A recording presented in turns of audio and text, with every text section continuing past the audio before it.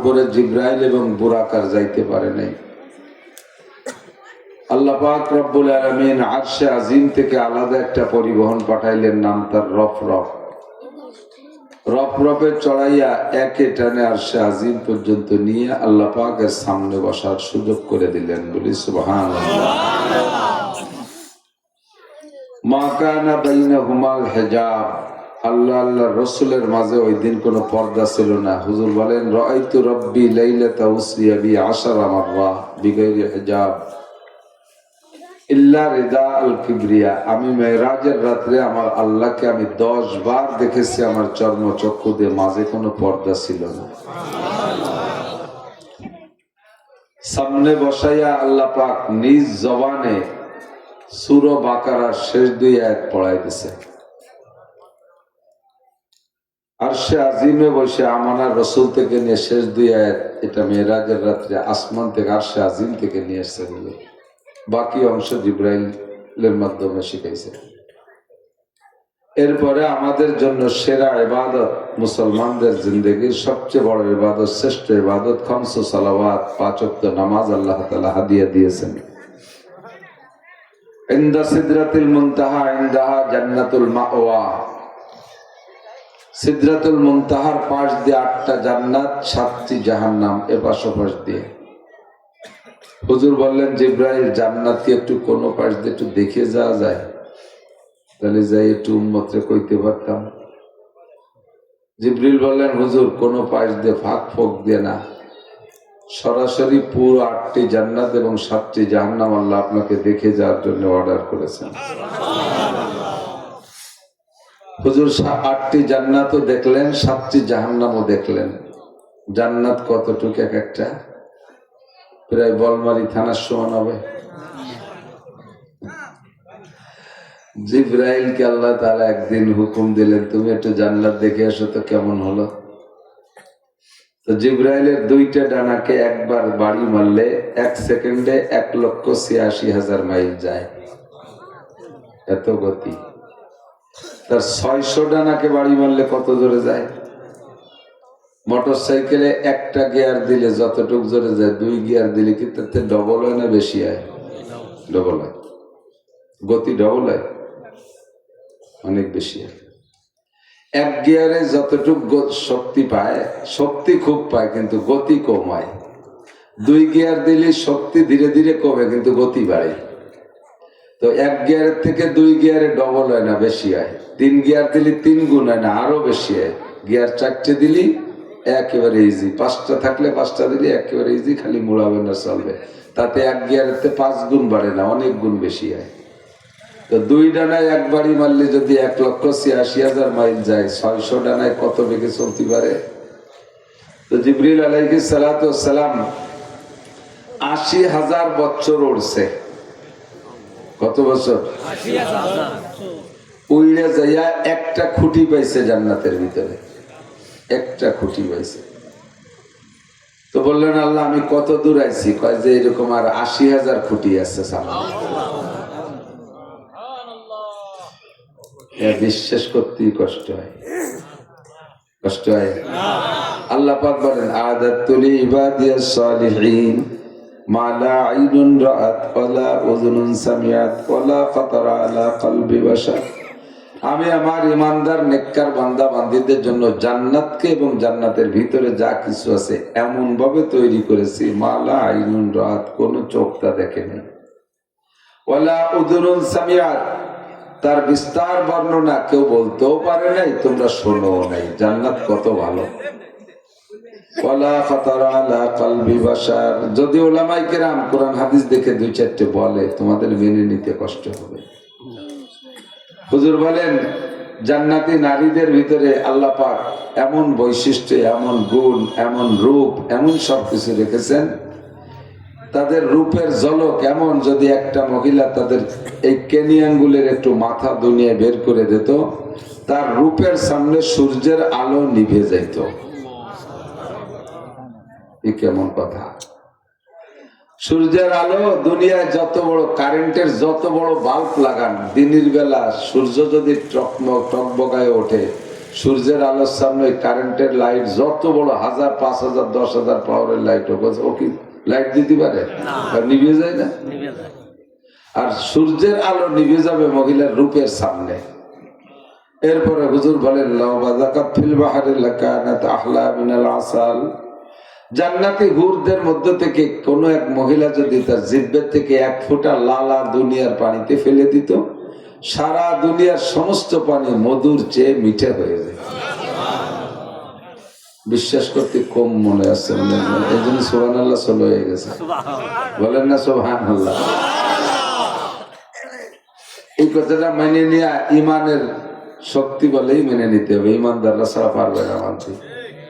দুনিয়ার কাফের মুশরিকরা নিয়ে ব্যঙ্গ করে, ঠাট্টা করে, সারা দুনিয়ার সমস্ত সুগার মিল চিনির কল, তাতে যত চিনি হয় সমস্ত সুগার মিলের ডেলিভারি লাইন আমাকে এই মধুমতি নদীর কামারখালীর ওই জায়গা নামায় দিয়ে সারা জীবন ভরে যত চিনি হবে, প্রোডাকশন হবে, সব যদি এক নদীতে ডালে, তাতে কি সারা মধুমতির পানি টুকরে মিঠে বানাতে পারবে? তো সারা দুনিয়ার সুগার মিলের চিনি দিয়ে 1 গাঙ্গের পানি মিঠে বানাতে পারি না, আর 1 বিটি একটু স্যাপ ফেলা দেবে, তাতে সারা দুনিয়ার পানি মধুর চেয়ে মিঠে হবে। এরপর পানি কটুক হিসেব আছে হুজুর? এ দুনিয়া কত পানি? আটলান্টিক মহাসাগর, প্রশান্ত মহাসাগর, ভূমধ্য সাগর, বঙ্গোপসাগর, আরব সাগর, কত সাগর, এর সব সাগরের পানি মধুর চেয়ে মিঠে হবে 1 মহিলার একটু থুতু দিলে। এ কথা মেনে নিতে খুব কষ্ট। এর নামই হলো ইমান। আর ওভাবেই আল্লাহ তাআলা তৈরি করে রেখে নিজেই বলেন ওয়ালা খাতারা আলা কলবি বাশার, তোমাকে বললে তুমি মানতেও কষ্ট হবে। এই বিশাল জান্নাত হুজুরকে আল্লাহ তাআলা 1 রাত্রে দেখাইছেন, বলবেন সুবহানাল্লাহ। এরপরে দেখে এসে বললেন যে জিবরাইল, এই পাশে যে কালা কালা অন্ধকার অন্ধকারটা এগুলো কি? কয় যে এইগুলো হলো জাহান্নাম। তাহলে ওর তো দায়িত্ব আটা যাবে না, কয় যে না, ওটা আপনারা ঘুরে দেখে যেতে কইছে, ওর মধ্যে ঢুকলি পুড়িয়ে টুড়িয়ে যাব না। যে আপনি যার সাথে সাথে জাহান্নামের সমস্ত কার্যক্রমকে আল্লাহ তাআলা স্থগিত করে দিবেন। আপনার জন্য জাহান্নামের সমস্ত সাজা শাস্তি আপনার গায়ের জন্য হারাম, স্পর্শ করা হারাম। হুজুর ঢুকে সব ঘুরে ঘুরে দেখে আসছেন 1 রাত্রে। এই রাতটা হলো রজব মাস, গত মাসে 26শে রজব দিবাগত রাত। এমন আজীব ঘটনা যে মাসে ঘটে, মাসটা বড় উল্লেখযোগ্য হওয়া দরকার না? আমাদের দেশে 5ই আগস্ট একটা ঘটনা ঘটে গেছে। সেই 5ই আগস্টে কিয়ামত পর্যন্ত জিন্দা রাখার জন্য আমরা কিভাবে সবাই আদা জল খেয়ে নামছি না? হ্যাঁ ভোট দিতে হবে, গণভোট দিতে হবে, এই স্বীকৃতি দিতে হবে, ওই স্বীকৃতি দিতে হবে। 5ই আগস্ট তো 5ই আগস্ট ঘটছে বাংলাদেশে, এর জন্য বাংলাদেশের ভিতরে কিছু হবে।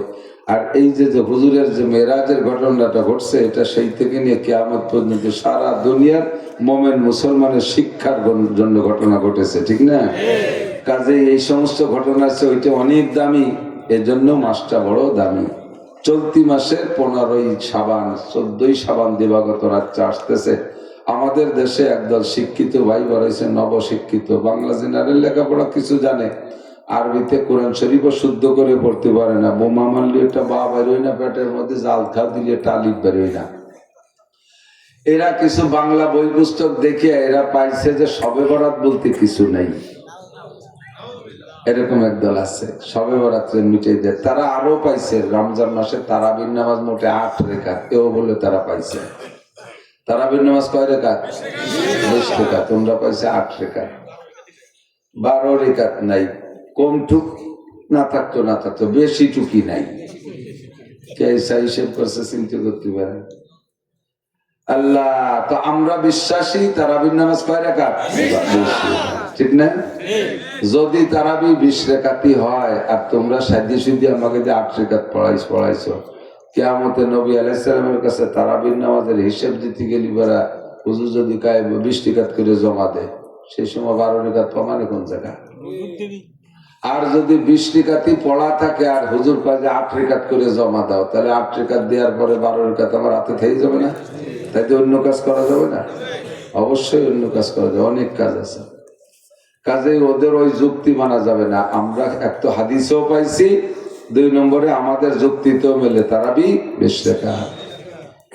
উনরা শবে বরাত পাই নাই, আমরা যে শবে বরাতের আমল করে এই মাসে এই রাত্রে, হাদিসের মধ্যে আছে পরিষ্কার, এই রাত্রে আল্লাহ তাআলা বান্দার গুনাহ মাফ করেন। ওই রাত্রে আল্লাহ তাআলা মানুষের আগামী 1 বছরের ভাগ্য দায়িত্বশীল ফেরেশতাদের হাতে নতুন করে লিখে পার্চা করে দায়িত্ব দিয়ে দেয় যে তুমি একে এইভাবে চালো, একে এইভাবে চালো, এইভাবে করো, অমুক জায়গায় ঠ্যাং ভেঙে দিবা, অমুক জায়গায় নিয়ে মাথা মারে ভাটায় উঠবা, এইভাবে করবা, তারে রুজি দিবা, রিজিক দিবা, না খায় রাখবো, ইত্যাদি ইত্যাদি সব এই যে সামনে শবে বরাতে পর্যন্ত, গত শবে বরাতে থেকে সব লেখা আছে।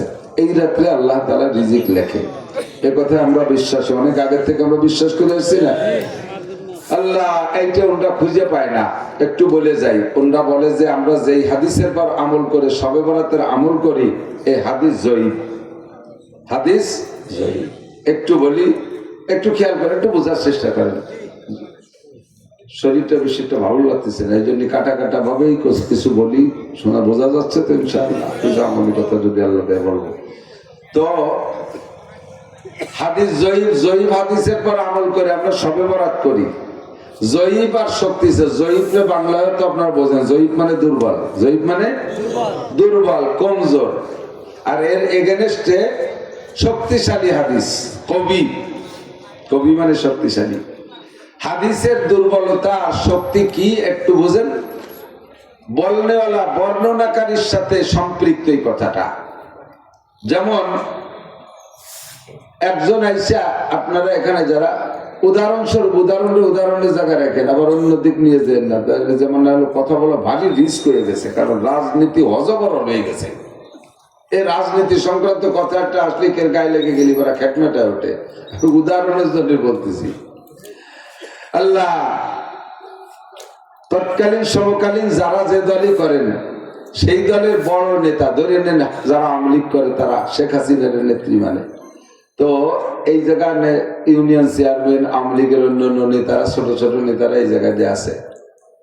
একজন ভ্যান চালানোওয়ালা আইসা বললো যে কি ব্যাপার, আপনারা যান নাই বলমারি চৌরাস্তায়? কেন বলমারি চৌরাস্তায় যাবো কেন?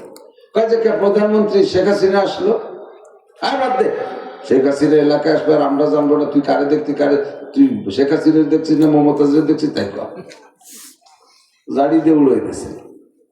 ও লোক আর ঠিকতে পারে না, জাড়িতে নিজের চোখে দেখিয়ে আসছে শেখ হাসিনারে। ও চলে যাওয়ার পরে এলো মাছ বেচছে জাড়িয়ে। এরপরে একজন ভ্যান চালাই নিয়ে আইছে, ভ্যান চালাই আইসে কি ব্যাপার আপনারা এখনো এই জায়গা? কথা কোন জায়গা যাবো? শেখ হাসিনা ভাষণ দিচ্ছে, জান নাই? আরে বাদ দে, আমরা এলাকার আমলিক করি, আমাকে না করে বলে শেখ হাসিনা আছে, তুই কি কারে দেখছিস? কিন্তু আগের বার যে জোরে জাড়ি দিয়েছে, এবার সেকেন্ড ম্যান বলার পরে ওই জোরে জাড়ি দেয়নি, কারণ একই কথা আর একজনও পায়। যদিও আগেরজন জালিয়ে আর একজন জালিয়ে ডাঙ্গার চাইছে নাকি আর একজন 2 নম্বর 3 নম্বর এক মেয়াতর কুদাল গাড়ে সে আইসে করে, আরে ভাইজান পারলেন না দেখতে, এই যে চলে গেল শেখ হাসিনা। এবার সম্পূর্ণ দুর্বল। ঘটনা কি কয় একই কথা, কিন্তু বর্ণনাকারী 3 জন কোন সাইজের? একজন ভ্যান চালানি, একজন মাছ বেচা চাইলে, আর একজন সুইপার মেথর। 3 জন কথার দিক দিয়ে ব্যক্তিগত ভাবে খুব দুর্বল। এদের 3 জনের কথা খুব খাচ্ছে না, কিন্তু 3 জনে বলার পরে এই জায়গায় যে কয়জন ছিল চেয়ারম্যান মেম্বার সব দুর্বল হয়ে গেছে। তাড়াতাড়ি ফোন দিছে আব্দুর রব ভাই ছিল ওই জায়গা, ওনারে ফোন দিয়েছে, কি খবর আব্দুর রব? হ্যাঁ এই তো, এই যে কেবল 10 মিনিট কথা বলছেন, তুই চলে গেলে এতক্ষণ ব্যাটারি ভাড়া ধরছে। এখন এই 3 দুর্বল বলছে বিদায় শেখ হাসিনা যে ওই জায়গায় আসছে, খবরটা কইছে 3 দুর্বল। এই 3 জন দুর্বল মানুষ বলার কারণে কি হাসিনা আসার পরও কি আশা হয় নাই? আশা না কইছে জাইলিয়ে মুসি নাপি দুপা ইরা কইছে, এতে কি হাসিনা আসলেও আশা হয় নাকি? আশা হয়েছে কি হয় নাই? আশা হয়েছে কি হয় নাই? সে তো আসছে, অরিজিনালি আসছে, পরে খবর নিয়ে দেখা গেলো আসছেই, যাই দেখা গেল আসছে। এখন এই খবরটা যদি ওই 3 জন না, চেয়ারম্যান সাহেব এসে যদি এখানে বলতে, আরে কপাল আজ একটা ঘটনা ঘটে গেছে, কেউ রে না কয়ে প্রধানমন্ত্রী চলে আসছে, তাহলে চেয়ারম্যান একা করলেই সবাই গ্রহণ করতেন। আর ওদিকে ওই খবরটাই 3 জন দুর্বল মানুষই বলছে বুঝে ঠেলাঠেলি আসছেন, কিন্তু পরে দেখা গেল সত্যি উনি আসছে। কথা বলেন? জয়ীফ আর কবির পার্থক্য এখানে। কোন হাদিস যদি আবু বকর বলছে যেটা হুজুর বলছে, আর কোনো কথা নেই। হাদিস ওমর বলছে কোনো কথা নাই, হাদিস আলী বলছে কোনো কথা নাই, হুজুর বলছে আলী হাদিসটা বর্ণনা করে উসমান, হুজুর বলছেন আর কের কোনো কথা নেই, আবু হুরায়রা বলছেন, আয়েশা বলছেন, আব্বাস বলছেন, আর কোনো কথা নেই। কিন্তু ১৬ লক্ষ নম্বরের সিরিয়ালে দুর্বল সাহাবারা যদি হাদিসটা বলে থাকে তখন আলো নিয়ে সন্দেহ যে কি বললো কি বললো না, বললো কি বললো না। এখন এই দুর্বল সাহাবীদের ভিতরে যদি একই কথা ৩-৪ জনে বলে তখন কি আর দুর্বল থাকে? তখন শক্তিশালী হয়ে যায় না? তেমনই শবে বরাতের হাদিসটা দুর্বল, ঠিক আছে, বর্ণনাকারী দুর্বল, কিন্তু বর্ণনাকারী দুর্বল, বর্ণনাকারী একাধিক ততাধিক, ৩-৪ জন ৫ জনে বলছে, এবার কি আর দুর্বল আছে? আমরা এবার ৩-৪ জনের বলার পর হাদিসটাকে শক্তি বানাইয়া সেই হাদিসের পর আমল করি। আর শরীয়তের মাসালা হলো কোন আমলি বিষয় যদি হাদিস আসে তো দুর্বল হাদিসের পর আমল করা জায়েজ আছে। এই রাত্রে আল্লাহ তাআলা আমাদের ভাগ্য লেখেন, দায়িত্বশীল ফেরেশতাদেরকে লিখে লিখে বন্টন করে দিয়ে দেয়, তুমি আব্দুর রূপরে এইভাবে চালাইবা, নাসিরে এইভাবে চালাবা, আব্দুল খালেকরে এইভাবে চালাবা, এইভাবে এইভাবে দায়িত্ব বন্টন করে দেয়। ওই রাত্রে আল্লাহর কাছে চাইয়া কান্নাকাটি করে আপনার ভাগ্যের পরিবর্তন আপনি ঘটাইতে পারেন। বিষয়টা বুঝতে হবে একটু। আর সেই কাছে যেহেতু কয়ে যাই এদিক টাকা তকদিরের লেখক কে? আল্লাহ। তকদিরের লেখক কে? আল্লাহ। যা লেখেন ভাগ্যে বলা হয় তকদিরকে বিশ্বাস করা ফরজ। আল কদরি খাইরিহি ওয়া শাররিহি মিনাল্লাহি তাআলা। যাহা কিছু ভালো মন্দ হয় সব আল্লাহর পক্ষ থেকে হয়, এই তকদিরকে বিশ্বাস করা ঈমানের অঙ্গ, এটা ফরজ। জি, সবকিছু ফয়সালা কার হাত থেকে আসে? আল্লাহর হাত থেকে আসে। এখন আল্লাহ যাহা লেখেন তাহাই হয়, একথার মধ্যে সন্দেহ আছে? আমরা এ ব্যাপারে বলি যে আল্লাহর বিনা হুকুমে গাছের পাতাও নড়ে না, এ কথাও সত্য। কতক্ষণ একজন নামাজ পড়ে না, তারে জিজ্ঞেস করলাম তুই নামাজ পড়িস না কেন? তকদিরি নামাজ নাই। আমি তো তকদিরে বিশ্বাস করি, আল্লাহ তো তকদিরি লেহে, তকদিরি লেহে নাই নামাজ, তার বলবো কি? আল্লাহর বিনা হুকুমে গাছের পাতা নড়ে না। এই যে মদ গাছাটা খাই, আল্লাহর হুকুমেই খাই। তাহলে এবার কি করতে হয়? গালে জুতোতে দুটো বাড়ি দিয়ে করতে যায়, খাইয়ে যা, তকদিরি ছিল খাইয়ে যা, কথা কইস না। গাজার সময় তকদিরি ছিল, খাইয়ে গেলিয়া। নামাজের সময় তকদির এলাই বললে না, তাহলে জুতোর বাড়ির সময় তকদির এসে খেয়েছিলি যা, আমার ফেরত দাও কে? আমি তো অত বিশ্বাসী না। खैर सर्जो होता है इंसान से आदमी भी कुछ ना कुछ मुक्ता रहा है। ভালো মন্দ যাহা কিছু আদম জাতি করে থাকে সত্যই তো তাহার মাঝে ইনসানেরও ইচ্ছা থাকে। আল্লাহ পাক অন্য কোন প্রাণীকে মানুষের মতো স্বাধীনও বানায় দেয় নাই, আর মানুষের মতো এত বড় জ্ঞানীও কেউরে বানায় নাই। হাতির এত বড় একটা মাথা, কত বড় মাথা না? ওর মধ্যে আইবন হবে না গিলু? আদামন তো হবে এই গিলু, ওকে এটা সুইও বানাতে পারে? এত বড় বেরেন যেটা কি হয়, সে খালি কলা গাছ ভেঙে খাবি আর কিচ্ছু বলে, ঠিক না? শক্তির দিক দিয়ে হাতি মানুষের কাছে দুর্বল। কোনদিন হাতি 10-20টা হাতিতে আছে আমাকে সবাই যে ভাঙছে যে দলারি ফেলতে পারিনি। বিটা বিটা হাতি মানুষের কাছে ধরা পড়ে গেছে, সাইডের পাশে সিএল দিয়ে ভাঙতে তুইছি, আমি দিলি খাবি না দিলি রোজা থাকবি, ঠিক না? শক্তির দিক দিয়ে মানুষ সবচাইতে বেশি আল্লাহ তাআলা বানাই দিয়েছে। জ্ঞানের দিক দিয়ে পরিপূর্ণ, কত কিছু আবিষ্কার করে। স্বাধীনতার দিক দিয়ে মানুষ পরিপূর্ণ, অন্য কাহারও স্বাধীনতা নাই। হাতিরা ধরা পড়ে যায়, নড়াচড়া করতে পারে না। সিংহরে দরিয়ে জেলখানায় যে চিড়িয়াখানার মধ্যে আটকাই তুইছে, বসে বসে 12 মাস কালে এতেকাফ করতেছে। কিছু দিলি খায়, না দিলি না খায়, বসে বসে আল্লাহ বললে তো তালিম করে।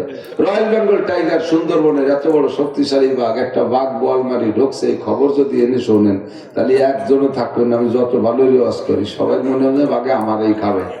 এত মানুষ তার এক ভাগে খাতে পারবে না, কিন্তু ভয়টা সবার ভিতরে। এই রয়্যাল বেঙ্গল টাইগারে ধরে চিড়িয়াখানার মধ্যে বাঘতে তুইছে, নড়াচড়া নাই, খাই জিভে পারে না, লাথি তালে রয়েছে, কিছু করতে পারে না, তাই না? তাহলে এইটা করছে কারা? মানুষে করছে না? তো শক্তির দিক দিয়ে আল্লাহ মানুষকে অনেকবার শক্তি দিয়েছে, জ্ঞানের দিক দিয়ে পরিপূর্ণতা দিছে, স্বাধীনতার দিক দিয়ে পরিপূর্ণতা দিছে। মানুষে যা করবে তাৎক্ষণিক করতে পারে। গাঁজা খাবা খাও, তোমার কেউ বাধা দেওয়ার নাই। মুখ খান চিবে ধরে না ফেরেশতারা। জিনা করতেছো করো, ওই সময় ফেরেশতারা যে চাবুক দিয়ে বাড়ি শুরু করে না। পরের মাল চুরি করতেছো, ওই সময় ফেরেশতারা হাত কান প্যারালাইসিস করে দেয় না। জারি যাত্রা, করসা, গাজীর গান, গুণ্য যাত্রা, হিন্দুকে ঠাকুর বাড়ি যাইতেছো, দুর্গা পূজা, কালী পূজা, সরস্বতী পূজা, লক্ষ্মী পূজা যাওয়ার সময় ঠ্যাং খান ভাঙ্গি চুরি বসাইতে হয় না। তোমার মনে চাইতেছে যাও স্বাধীনতা দিছে, যাইয়ে আসো। ভালো জায়গায় যাবা, সেখানে যার স্বাধীনতা আছে। মন্দ জায়গায় যাবা, সেখানে যার স্বাধীনতা আছে। ভালো কথা বলবা, তা বলারও স্বাধীনতা আছে। মন্দ কাজ করবা, তা বলারও স্বাধীনতা আছে। মসজিদে আসার জন্য তোমার আমি পালকি পাঠাই দেবো না, আর মন্দিরে যাওয়ার সময় ঠ্যাং খানো বড় ভেঙ্গি ফেলাই দেবো না। মধু খাইতে মনে চাইছে, আমি গিলাসে বলে আগেও দেবো না, আবার মদ খাওয়ার সময় গিলাসটা কাটিয়েও নেবো না। দুনিয়া হলো স্বাধীনতার জায়গায় স্বাধীনতা দিছে। তো মানুষকে স্বাধীনতা আর জ্ঞান পরিপূর্ণ দেওয়ার পরে এই স্বাধীনতার জ্ঞানের ব্যবহার করে মানুষে আগামী তার হায়াতের শেষ পর্যন্ত কি করবে, এইটা আল্লাহ অ্যাডভান্স জানে। এইটা আল্লাহ অ্যাডভান্স জানে, জানিয়ে লিখে রাখছে। ওই লেখা অনুযায়ী সব হইতে তাহলে আছে, এর নাম তকদির। বুঝতে পারছেন কি? তা আমি তো আর একটু বলি, মাঝে মাঝে অনেক আগে বলতাম, এই তকদির বুঝতে গেলে কথাটা এসেই যায়। আল্লাহ আপনার স্কুলের 5 বছর একটা ছেলে মেয়েদেরকে পড়াচ্ছেন, ক্লাস 1 থেকে 5 পর্যন্ত। এখন প্রাইমারি স্কুলে 5 ছেলে মেয়েরাই সিনিয়র না? প্রাইমারি স্কুলে 5 ছেলে মেয়ে তো সিনিয়র। তো স্যাররা 5 জন মাস্টার আছে, তার 4 জন ছেলে মেয়েদেরকে নিয়ে একটু মিষ্টি খাওয়াখাই করছে। তো মিষ্টি খাওয়াখাইয়ের ভিতরে হেড স্যার নাই। হেড স্যারে বাড়িয়ে বাড়ি স্কুলের পাশে। হেড স্যার গেছে সরকারি কাজে। একটা ছেলেকে দিয়ে হেড স্যারের বাড়ি মানুষ 4 জন 8টা মিষ্টি একটা প্যাকেটে করে একটা ছেলের দিয়ে পাঠায় দিয়েছে। যারে দিয়ে পাঠাবে তার ব্যাপারে আগে আলোচনা হয়েছে, এর দিয়ে পাঠালে কেমন হয়। তো 3 স্যার একমত দিয়েছে, 1 স্যার একটু কেমন হচ্ছে। ওরে না দিলি ভালো তো, আচ্ছা দিয়েছেন তাই যাক। তো ওরা পাঠাই দেওয়ার পরে স্কুলিতে বেরোয় চলে গেছে। এরপরে এই যে স্যার একটু কেমন ছিল, ওই স্যার বাকি স্যারদেরকে বলতেছে, দেখবেন ওই মিষ্টি হুবহু 8টা ওই বাড়ি পৌঁছবে না, কিছু না কিছু কমিয়ে যাবে। ও করছে কি, স্কুলের ওই পাশে যাইয়ে এক গালে 2 মারি দিচ্ছে। এখন ও যখন চলে গেছে মিষ্টি নিয়ে, স্যার রাজা দরবার করতেছে, এটা সে জানে না। কথা বোঝেন একটু খেয়াল করে। অন্যান্য স্যাররা বলতেছে, এটা অন্যায় হলো না স্যার? এই ছেলেটা যদি চুরি করে না খায়, আপনি বললেন তার সম্পর্কে একটা অপবাদ হবে না, গুনাহ হবে না? তা ঠিক। স্যার বললেন যে তা ঠিক, গুনাহ হবে, তবে ও খাবেই। আর সত্যিও খেয়ে ফেলেছে। পরের দিন হেড স্যার এসে বলতেছে, আপনারা কি ব্যাপার, মিষ্টি 6টা দিলেন কেন? আমরা মানুষ 4 জন হয়, 4 দিয়ে দেন, নয় 8টা দিন, 2 ডেলে খাই, দেখ তো ভাঙ্গি খাওয়া যায় না, এভাবে দিলেন কেন? তাই না, মিষ্টি তো 8টাই দিছি। কারে দিয়ে পাঠাইছেন? জামাল রে দিয়ে পাঠাইছি। তখন হেড স্যারও জানে জামাল সম্পর্কে, তখন ও তাই ঠিক আছে। যেই স্যার এই জামাল চোরা কেউ থাকলে জন্য ফেরাই নিয়ে আসে নাকি, তো আমি জানি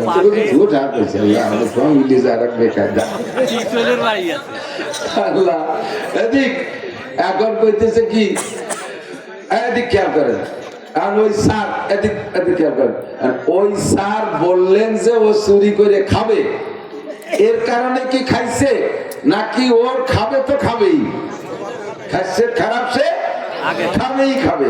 কিন্তু স্যার একবার বললেন কিভাবে, স্যারের অভিজ্ঞতা আছে, ওরে দিয়ে এইরকম ঘটনা আগেও 2-4টা ঘটছে। তো তাকে 5 বছর ড্রিল করার কারণে তার চরিত্র আর আখলাক সম্পর্কে যতটুকু অভিজ্ঞতা অর্জন করতে পারছে, সেই অভিজ্ঞতার আলোকে ভবিষ্যৎ সম্পর্কে একটা কথা স্যার বললেন, আর হুবহুটা মিলিয়েও গেল। এখন বলা যাবে না যে স্যার যদি না বলতেন যে ও খাবে, তাহলে ও খাইতো না। বুঝেন নাই? স্যার যদি না বলতেন যে ও খাবে, এ কথা যদি স্যার না বলতেন, তাও খাতো। স্যার বলছে তাও খাইছে। এখানে স্যারের বলার কোনো দোষ না। ওর চরিত্রের দোষ। স্যার তার চরিত্র সম্পর্কে অভিজ্ঞতার আলোকে যেটুকু বলছে খাপে খাপে মিলে গেছে।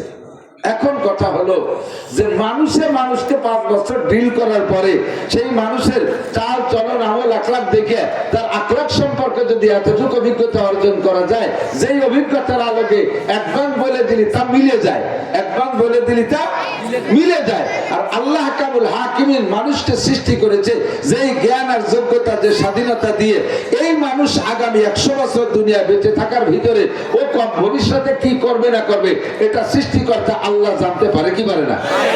এই জানা অনুযায়ী লিখে রাখছে আর সেই অনুযায়ী অতি চালে আছে। এর মানে এটা নয় যে আল্লাহ না লিখলি আমি এই কাম করতাম না, আল্লাহ না লিখলি আমি এটা করতাম না, আল্লাহ লিখলি আমি এটা করতাম, এরকম না। আপনি করবেন আল্লাহ একবার জানে, তাই লিখে রাখছে, তাই হুবহু হতে চালে আছে। এবার আসেন, আল্লাহ পাক আমাকে আপনাকে স্বাধীনতা দিয়েছে, এই স্বাধীনতার মাধ্যম দিয়ে আল্লাহ তাআলা তকদির আমার আমল আখলাককে পরীক্ষা করে। আমাকে স্বাধীনতা দিয়েছে, স্বাধীনতা দিয়ে আমি আমাকে ভালো বানাইতে পারি, মন্দ বানাইতে পারি। আমি ইচ্ছা করলে মসজিদে যাইতে পারি, আবার ইচ্ছা করলে মন্দিরে যাইতে পারি, আমি ইচ্ছা করলে মাদ্রাসায় যাইতে পারি, আমি ইচ্ছা করলে স্কুল কলেজে যাইতে পারি, আমি ইচ্ছা করলে গির্জায় যাইতে পারি, আমি ইচ্ছা করলে সিনেমা হলে যাইতে পারি, আমি ইচ্ছা করলে মসজিদে যাইতে পারি, ভালো জায়গাও যাইতে পারি, মন্দ জায়গাও যাইতে পারি। এই ইচ্ছা স্বাধীনতা আল্লাহ পাক আমাকে দান করেছেন। এবার আল্লাহ পাক যে তকদির লিখে রাখছেন আমার ভবিষ্যৎ দেখা, এখানে আমার স্বাধীনতাকে প্রয়োগ করে যদি আমি আল্লাহ পাকের কাছে সময় সুযোগ মতো দোয়া করি, আমি যদি দোয়া করি, তাহলে আল্লাহ পাক রব্বুল আলামিন ওই লেখা তকদিরকে পরিবর্তন কইরা তার কুদরতি ক্ষমতা বলে আমাকে আবার ভালোর দিকে পরিচালনা করার ক্ষমতা তিনি রাখে। এই জন্য বলে আরেকটু বোঝেন, এই তকদির 2 প্রকার। তকদির একটা হলো তকদিরে মুআল্লাক, আর একটা হলো তকদিরে মুবরাম। তকদিরে মুবরাম মানে শিরোধার্য তকদির, যা কোনো তকদিরের দ্বারা পরিবর্তন হয় না, যেটা লিখছে তো ওটা হবেই হবে। আপনাকে যে স্বাধীনতা দিয়েছে ওই স্বাধীনতাকে আপনি ঘুরে ফিরাইয়া ওই জায়গায় যে মিলে ফেলবেন, ওটা কোনোভাবে পরিবর্তন হবে না। আর একটা হলো তকদিরে মুআল্লাক, আল্লাহ লিখে রাখছেন একভাবে, সাথে আবার নিচে শর্ত লিখে দিয়েছে, যদি বান্দা তার স্বাধীনতাকে প্রয়োগ কইরা এই কাজে এইভাবে না করে ওইভাবে করে, তাহলে যা লিখছে তার থেকে পরিবর্তন করে আরেক রকম দেওয়া যেতে পারে। এর উদাহরণ বুঝে নেন সূরাতে মাসালা। একই দুইজন ব্যক্তি, দুইজনের নামে 60 বছর করে হায়াত লেখা আছে, দুইজনের নামে 60 বছর করে হায়াত লেখা। একজনের 60 সাথে লেখা তুমি ভালো করো মন্দ করো, যেভাবে যা করো না করো, যুদ্ধ করো বিগ্রহ করো, যা কিছু করো না কেন, কোনোভাবে অ্যাক্সিডেন্ট করো আর আগুনের মধ্যে পড়ে যাও, গার্মেন্টস এর আগুনের মধ্যে পড়ে যাও, বয়লারের আগুনের মধ্যে যদি পড়ে যাও, আমি আল্লাহ যে কোনো ভাবে বাঁচাইয়া তোমাকে 60 বছর পুরোই ছাড়বো দুনিয়ায়। ওই ব্যক্তির জন্য 60 হলো হায়াতে মুবরাম, তকদিরে মুবরাম।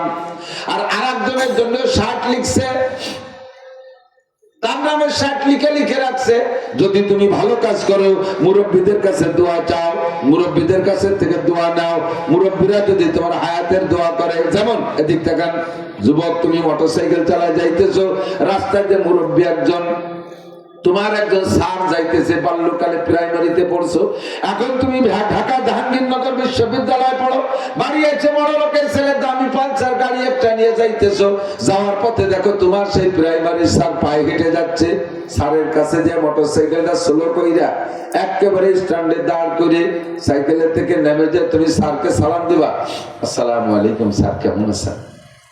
ওয়ালাইকুম আসসালাম, তোমাকে তো চিনলাম না। স্যার আমার নাম আব্দুর রহিম। কোন আব্দুর রহিম? স্যার আপনি আমাদের ওই প্রাইমারি স্যার, আমি তো ওই প্রাইমারি থেকেই পড়ছি, আমি ক্লাসে স্কলারশিপ পেয়েছিলাম ক্লাস 5-এ। তো আমার আব্বার নাম যেন কি? স্যার আমার আব্বার নাম আব্দুর রহিম।